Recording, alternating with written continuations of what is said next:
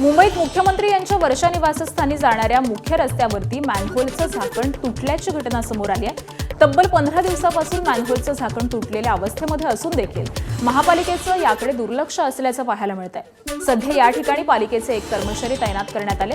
विशेष म्हणजे मुख्यमंत्री, मंत्री आणि अनेक व्हीआयपींचे ताफे याच रस्त्यावरून ये जा करतात आणि त्यामुळे या धोकादायक मॅनहोलमुळे मोठा अपघात होण्याची शक्यता आहे। महापालिका प्रशासनाकडून तातडीनं दुरुस्ती करण्याची गरज आहे।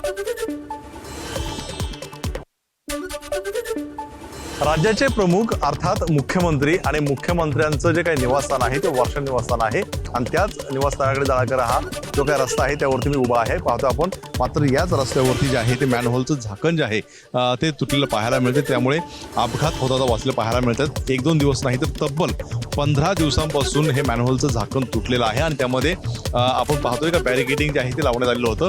खरं तर आपण पाहतोय का मुख्यमंत्र्यांच्या वाहनांची, ताफ्यांची रोज ये जा या ठिकाणाहून होत असते आणि तोच रस्ता आपण पाहतोय का कशा प्रकारे जो आहे तो धोकादायक एक प्रकारचा जो आहे तो म्हणावा लागेल। रोडच्या बरोबर बाजूला मध्यभागी हे मॅनहोल आहे आणि त्याच्या बाजूचा पूर्ण काही भाग जो आहे तो खचलेला आपल्याला पाहायला मिळतोय। त्यामुळे एकूण जर पाहिलं तर हा मॅनहोलचा पूर्णपणे परिसर जो आहे किंवा भाग जो आहे तो खाली जाण्याची शक्यता नाकारता येत नाही। त्यामुळे जर मुख्यमंत्र्यांच्या निवासस्थानाबाहेरच्या अशी ही घटना असेल आणि जर महापालिका दुर्लक्ष करत असेल तर त्याहून आणखी दुर्दैव काय असा प्रश्न जो आहे तो सर्वसामान्यांकडून विचारला जातोय।